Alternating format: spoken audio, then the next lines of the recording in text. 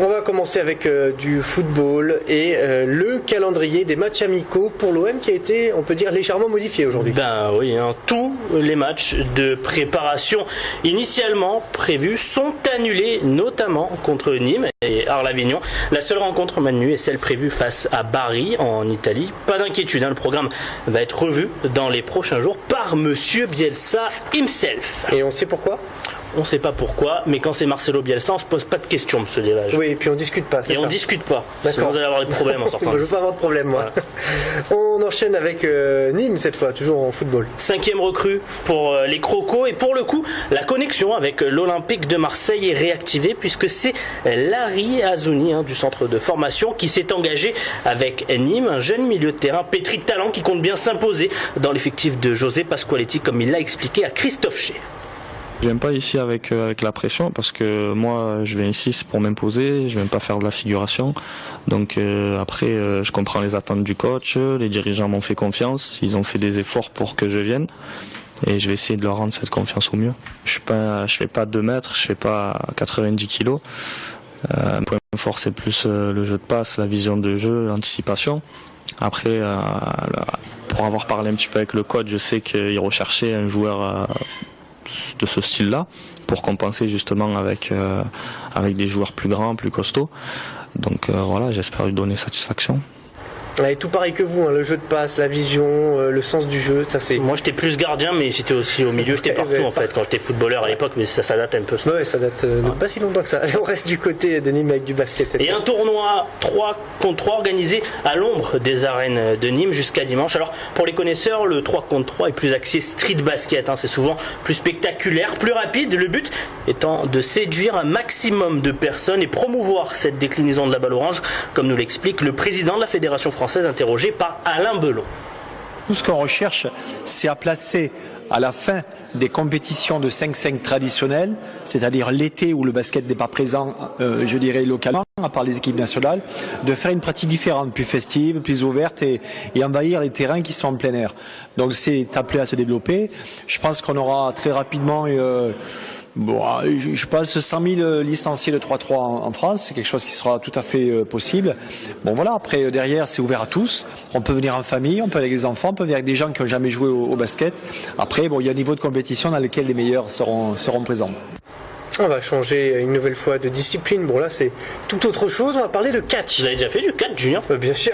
Je suis sûr que vous faites du catch, en fait vous le cachez à tout le monde. En tout cas, ce soir c'est l'un des plus grands shows de la discipline qui se déroule dans les arènes biterroises à Béziers. Plusieurs stars du catch américain, des locaux et des élèves de l'association biterroise de catch assureront le spectacle, tout comme le font tous les jours Lucie Secconi, Marine Zambrano et Clémence Ribouet qui nous détaillent en quoi consiste cette discipline.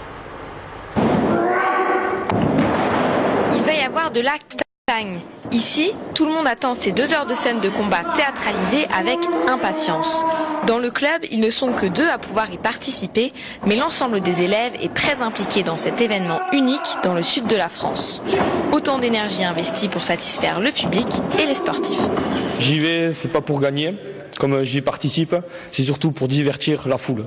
Je veux qu'à la fin, qu'ils partent, qu'ils soient heureux d'être venus, qu'ils soient heureux de m'avoir vu et qu'ils se souviennent de moi. Cette discipline suppose une préparation intensive parce que le catch, ce n'est pas que du chiquet. En plus des 5h30 de cours qu'il donne, Kevin s'entraîne 15 heures par semaine à l'approche du festival. L'aboutissement de ces longues heures de travail n'est autre que le plaisir de la scène. Mais tous n'ont pas encore eu la chance d'y goûter. Je vais commencer les shows cet été. En fait, j'ai pas encore eu l'occasion de faire de démonstrations ou quoi sur le ring devant un public. À mon avis, on doit quand même ressentir une forte adrénaline et surtout d'excitation avec la foule et tout. J'ai hâte en tout cas.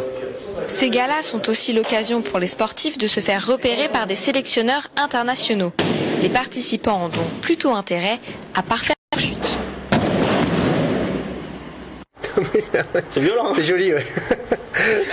C'est spot du catch.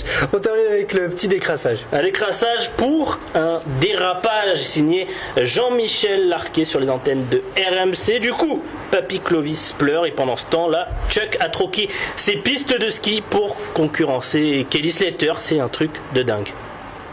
Et à Lavezzi qui tente de centrer, le ballon sera contré par le défenseur néerlandais. Et c'est un corner pour les Argentins. C'est la première fois que je vois un blanc courir plus vite qu'un noir. Ah bon, Lavezzi a pris une guille de vitesse. Non, mais comme quoi il n'y a pas forcément de règle, hein, Jean-Michel. Non, mais bon, c'est ici, si tu regardes le départ des 100 mètres de la finale des Jeux Olympiques, Lemaitre court plus vite que Claude Makélélé. Jean-Michel Larquet dans ses œuvres durant le commentaire du match Argentine-Pays-Bas. On va espérer qu'il ne s'agisse que d'une phrase déplacée et non raciste, comme cela pourrait y paraître. En tout cas, c'est vraiment pas malin, Jean-Mimi.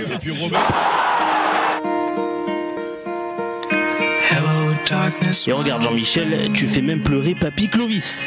Bon, le 7-1 infligé par l'Allemagne en demi-finale de Coupe du Monde y est peut-être aussi pour quelque chose. Pauvre Clovis.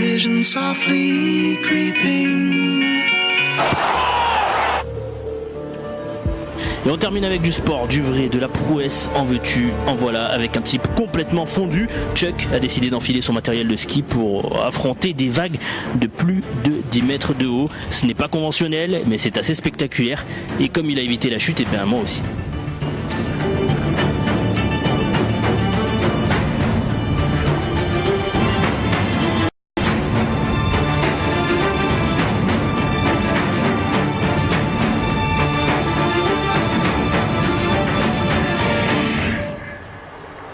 On a bien senti le petit malaise sur le plateau d'RMC. Il est peut-être temps qu'il prenne sa retraite, non, le père Jean-Michel. Peut-être qu'il y a des jeunes comme vous qui sont prêts à monter à Paris, à tenter la grande aventure. Écoutez, je sais pas si Jean-Michel Larquet est prêt à laisser sa place. C'est vrai qu'il a un petit peu dérapé cette fois-ci. On espère que c'est une phrase, vous savez, un direct, ça dure 2-3 heures des fois là sur la Coupe du Monde. On espère qu'il ait dit ça un petit peu, une phrase en l'air. Allez, c'est notre moment dédicace. Ouais, moment dédicace, allez, vous savez, c'est pas bien de faire ça à la télé, mais comme c'est l'anniversaire de mes parents, les deux sont nés le même jour, je leur souhaite un excellent anniversaire. Et c'est suffisamment rare pour être signalé, 2 parents nés le même jour. C'est beau. C'est beau. Ouais. Bon anniversaire donc à vos parents. Merci. Et merci à vous. Je vous en prie, Julien.